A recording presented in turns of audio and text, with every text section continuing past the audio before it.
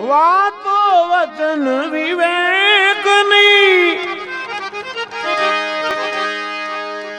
આય મુક્તિ કરે ઘણા મુક્તિ કરે ઘણા પણ વર્તનમાં જો એકેય નહીં વાણી થઈ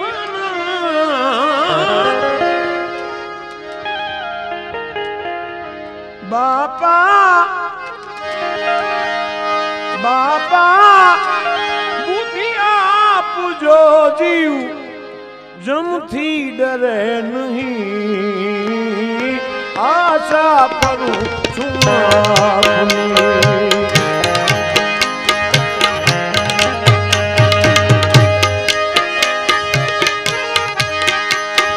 અન્ય કોઈ ઈચ્છા નહીં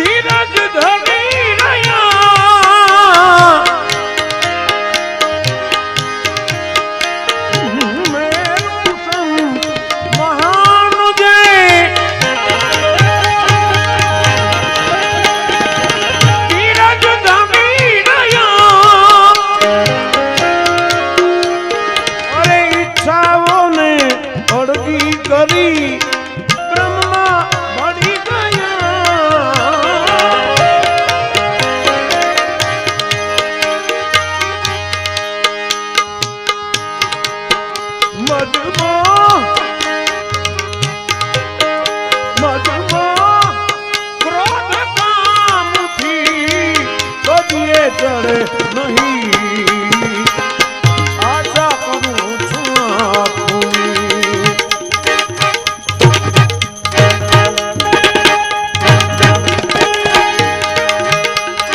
અન્ય કોઈ ઈચ્છા નહીં ઘડી કાળમાં કૃપા વિના મુક્તિ મળે નહીં આશા કરું છું આશા કરું છું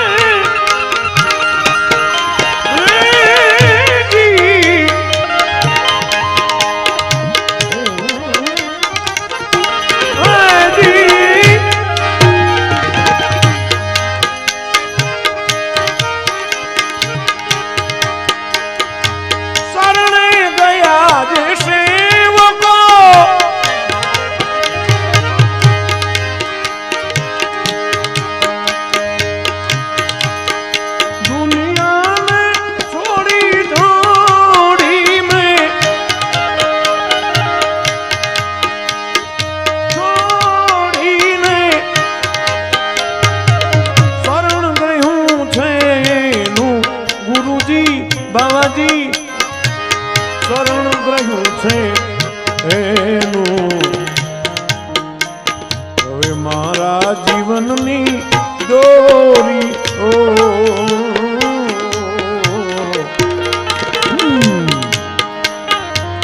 મારા જીવનની દોરી એને જ હાથ છે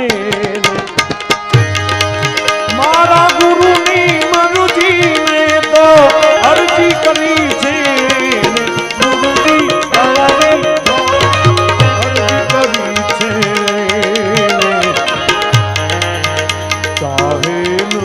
ચાહે મુજને ગુરુજી ચાહે મુજને પણ મારો તો પ્યાર છે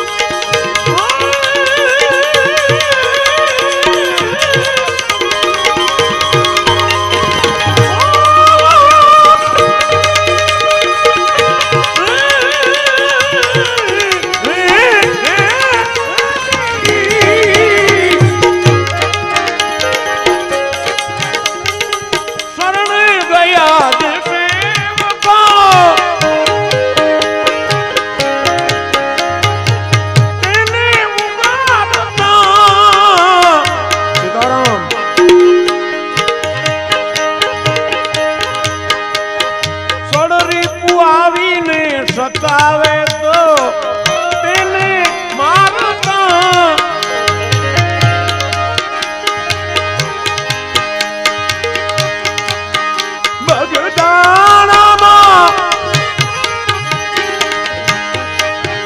બગદાણામાં બિરાજુતા બીજે મળે નહીં આશા કરું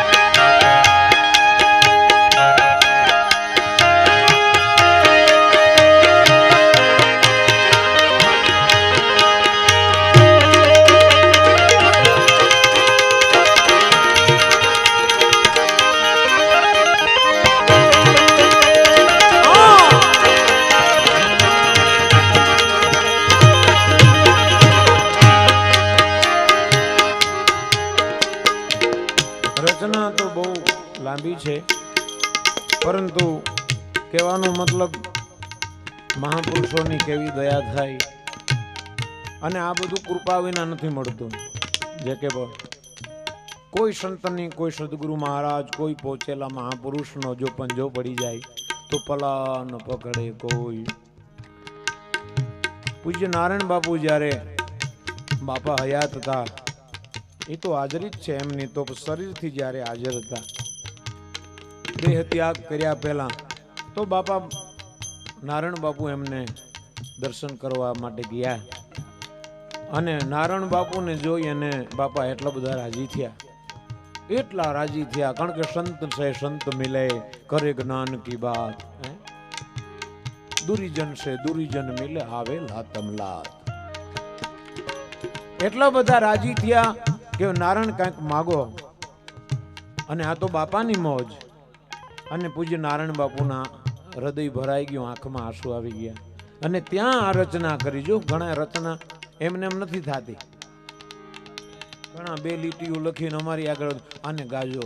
હવે એ ગાવાનું ઉકલે તો થાય ને. પૂજ્ય સવારામ બાપા, પૂજ્ય કબીર સાહેબ, જીવન સાહેબ, બ્રહ્માનંદ સ્વામી, અનેક આવા મહાપુરુષો ત્યાં. એને કોઈ દિવસ અમને કાંઈ ફરમાઈશ નથી કરી કે અમારા ગાજો. કોઈ દી કાંઈ એને આગ્રહ નથી કર્યો, કોઈ દી એમને એમના તરફથી એવો કોઈ. છતાં પણ કોઈ સંતવાણી એવી ન હોય કે અમને યાદી ન થાય. શું કામ? એની વેદના એવી છે. એટલે પૂજ્ય નારાયણ બાપુએ ત્યાં રચના કરી કે બાપા આપની હાજરી હોય, આપની કૃપા હોય, પછી માગવાનું શું હોય? આશા કરું છું આપની, અન્ય કોઈ ઈચ્છા નહીં. અને કડી કાળમાં કૃપા વિના મુક્તિ મળે નહીં. પૂજ્ય નારાયણ બાપુની રચના